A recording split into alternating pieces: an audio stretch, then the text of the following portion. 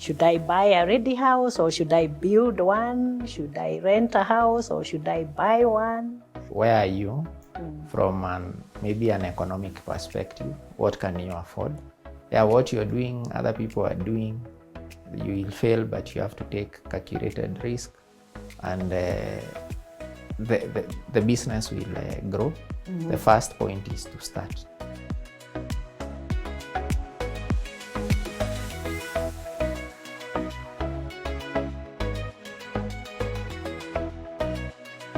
How many units have you delivered so far?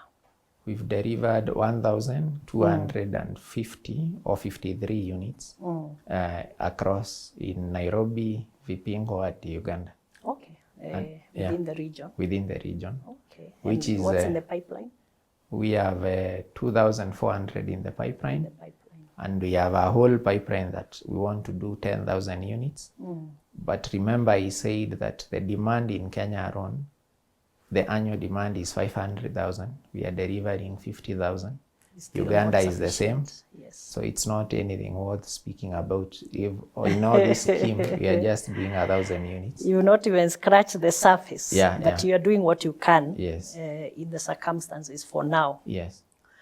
Now, we get a question a lot from our viewers on, actually they ask a question. Yeah.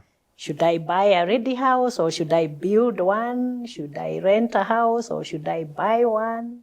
Now that you're in that space, maybe you can give us a few insights on if I was to make a decision. Yeah. Should I buy a ready one or build? Should I rent or buy? Because those are the usual questions that people ask and they don't know how to go. So the first I would start is a context of where are you from maybe an economic perspective. What can you afford? Your income. Your income, your family setup, and where you're working. Let's say you want to build. Now, and I work in CBD and maybe your spouse works in Upper Hill. So the where you can really afford, if you're not a high income bracket, where you can really afford plots and buy and then build is in the outskirts of Nairobi, which means your travel time to and from the office would be extended. You need to wake up very early. You need to leave the office very late because of traffic. Yeah, yeah. If you have a family, then the other consideration is kids. Yes. Which school they are going to. If I go and build there, will they be able to go to the same school? Then the other thing is amenities, the infrastructure. Is there water? Is there road? Is there power? Area. So if you're starting out as an investor, I would say first you buy. You consider buying from a developer. You go and negotiate from an off-brand developer. Because your upfront capital requirement is 10%. It's not very high. It's not very high. Then you can make monthly payments as they carry on. Then they deliver your first unit. And then now you can see the lessons. These guys either kept time, they were behind time. They can be your school. You can be going there and speaking to the people on the ground, finding out why they are not moving as promised, what are the delays, and then you have your first home. That first home can be, you may rent it out for rental income, you may stay in it and then shift out of it at a later stage. On. So that gives you at least an entry level. If you, which every Kenyan has, if you tried building, you know what happens. Now I think it's at 9 a.m. in the morning. Yes. If you're building, yesterday you supplied a whole truck of cement and ballast and stones. And now your fundi are calling you and saying, "Tuma simiti."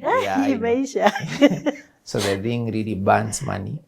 So it's an expensive but a nice experience. So you can also try building, but it depends on your circumstances. Try and build when you have full financing, because your project may be stalled midway. Let's say I took a loan to build my home, and then midway I'm not able to complete it on time.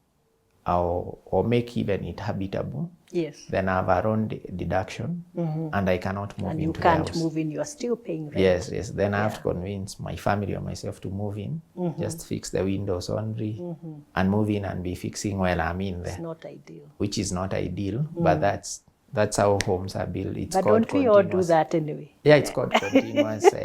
When I entered my first home, Yes. we had not done the floor.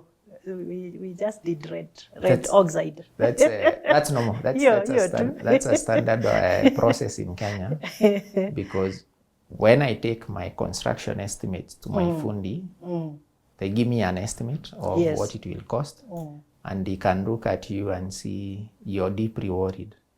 If you say no, they cannot proceed with construction.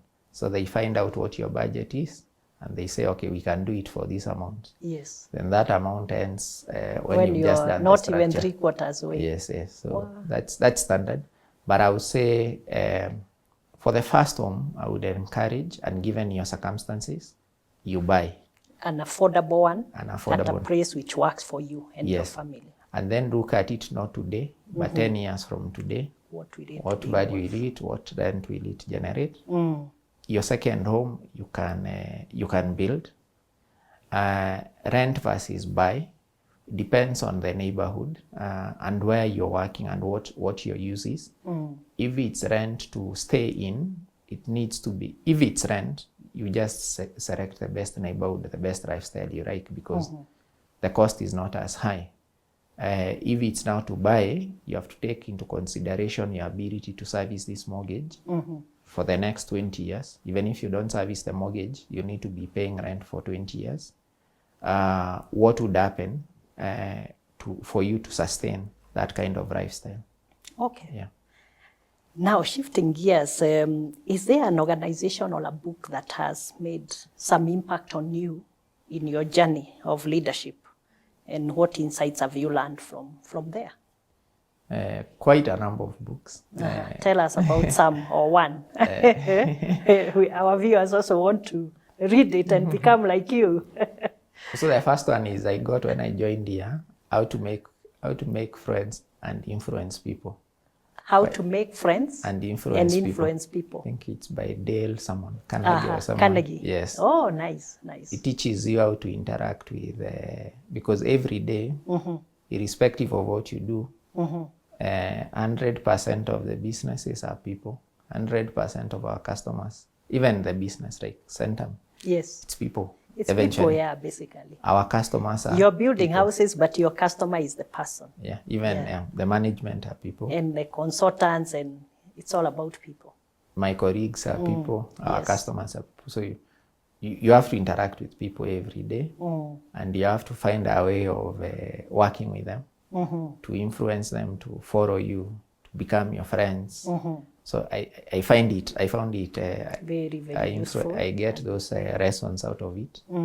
Now I'm in sort of leadership. This one I've read continuously. It's called Billionaires in Africa. Billionaires in Africa. Yeah, by Chris Bishop. Are you already one? No, I'm very far from being one. But you're on the path. Yeah, but I'm billionaire in seconds. So if I live in this world to 90 years, you'll be a billionaire one day. The outstanding time between now and when I go is billions of seconds.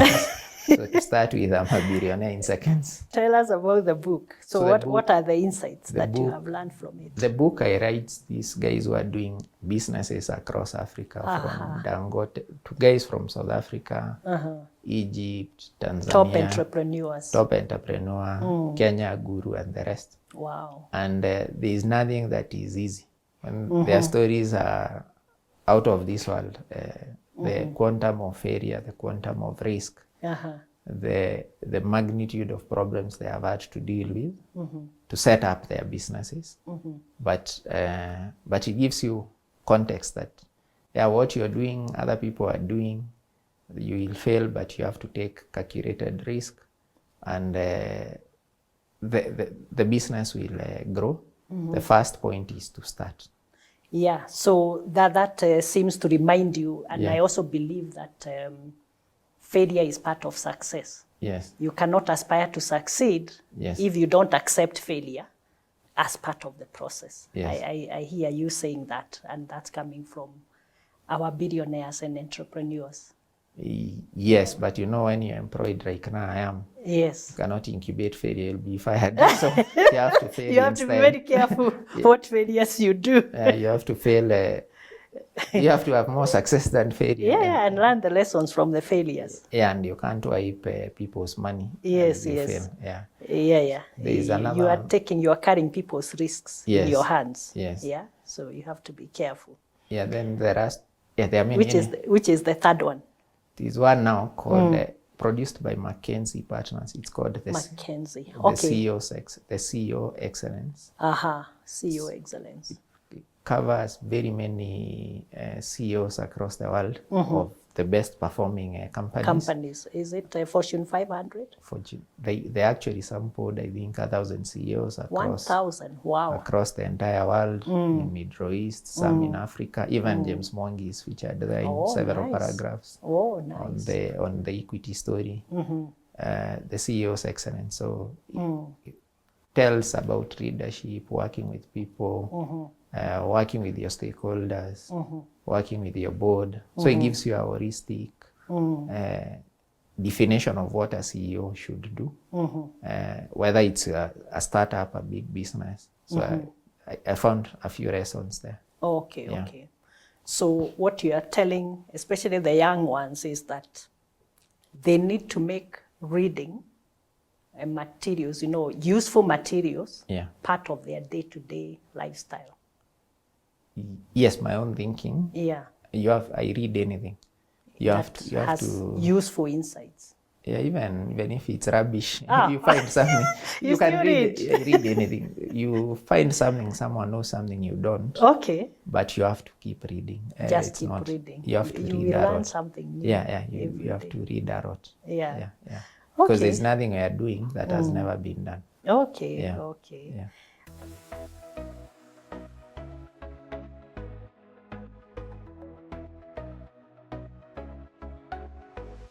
The expectation is I'm the CEO, so every CV you're given to find a job. And if you don't, anytime I'm featured on the news or something, you get congratulated. But this time I got a text from one of my uncles, and he accidentally, I don't think he meant to send it to me, but I have it. He sent and wrote to somebody. He was writing to somebody else. It's my nephew. Pretty useless, cannot employ him. Oh no! Useless man.